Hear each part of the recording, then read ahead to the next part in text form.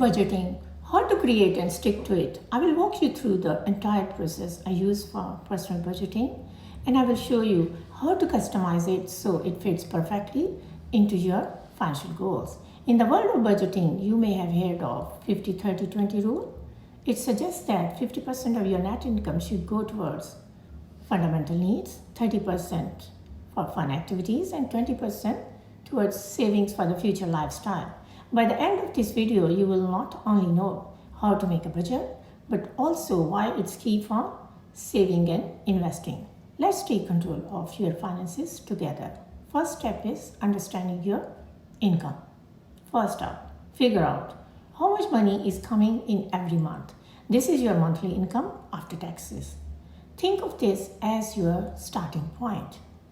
You will want to include your salary and any other income streams like side hustles, freelance work, or rental income.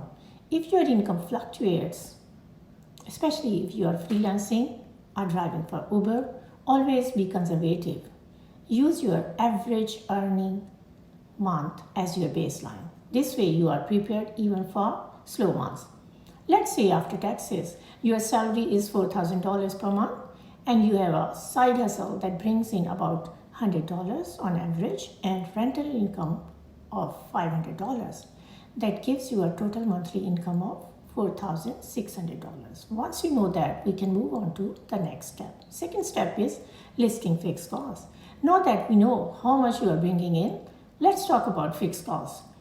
Those recurring expenses you can't change from month to month. These include things like rent or mortgage, utilities, insurance, loan payments. Let's say your fixed costs are $2,200. That's going to be money that goes out every month. After subtracting your fixed costs, we have $2,400 left to play with. The key here is to keep your fixed costs as low as possible so you have more flexibility to save, invest, or spend where it matters. Budgeting for variable costs. Now comes the part where you have control your variable costs. These are things like entertainment, eating out, or travel. Things that fluctuate from month to month. This is where setting limits matters. Let's say you set a $300 budget for eating out and $150 for entertainment. Give yourself caps for each category and try to stick to them. I recommend rounding up these numbers a bit for extra cushions. For instance, if you think you will spend $275 on eating out, round it up to $300. That way, you are never caught off by unexpected expenses. So in our example, let's say the total for variable costs is $1,800. Now we have $600 left. This is the money you can decide to save or invest. Next step is saving and investment strategies. Speaking of the $600 left after expenses, here is where your budgeting efforts start to pay off. You can either save it, invest it, or pay off debt. But here is a tip. Have a goal in mind before you decide where it goes. Maybe you are saving for a down payment on a house or looking to pay off student loans faster.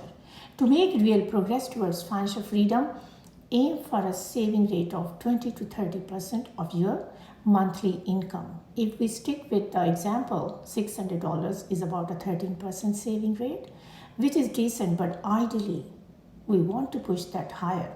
Over time, a higher saving rate will mean you are building your financial safety net much faster. You can also divide your savings into specific goals, one account for emergencies, another account for a future home. This keeps you organized and helps you see exactly how much progress you are making towards each goal. Next step is tracking progress and staying accountable. This final step is where the magic happens, tracking your spending and progress. I recommend using an Excel sheet or budget tracker. This way you stay connected to your spending habits. Apps are great, but manual tracking forces you to actively think about your purchases. Update your tracker every time you make a purchase. At the end of the month, check in on how you did. Did you stick to your budget? How much of your variable spending did you use? Keeping an eye on these details is key to making sure your budget works in real life. Why a budget is crucial for saving and investing? Now let's talk about why budgeting is so important. If you are not monitoring your spending, money slips through the cracks. A budget helps you tell your money where to go rather than wondering where it went. It also gives you the power to plan. If you know you have a big expense coming up next month, planning for it now will save you stress and help you avoid debt. Budgeting also allows you to save money systematically, which means more funds for investments that grow over time. This is how you build wealth and security in the long run. The power of savings. One more thing. The savings rate, it is a measure of how much of your income you are saving. Let's say after all your budgeting, you are saving 13%, which is better but still not ideal. You want to aim for at least 20 to 30%. Higher savings means more financial independence. The faster you can save, the more you can invest, and the sooner you can reach your long-term goals, like early retirement or starting your own business. So there you have it, a simple yet powerful method to create and maintain a budget that works for your life. To recap, number one, know your monthly income. Number two, list out your fixed costs. Number three, budget for your variable costs. Number four, track your daily spending. Number five, monitor your progress and adjust.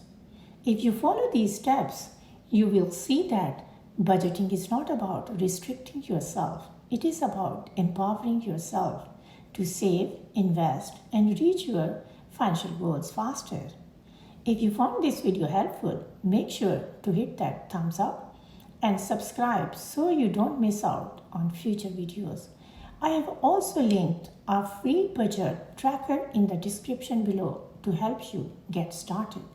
And as always, feel free to drop any questions in the comments. I would love to hear from you.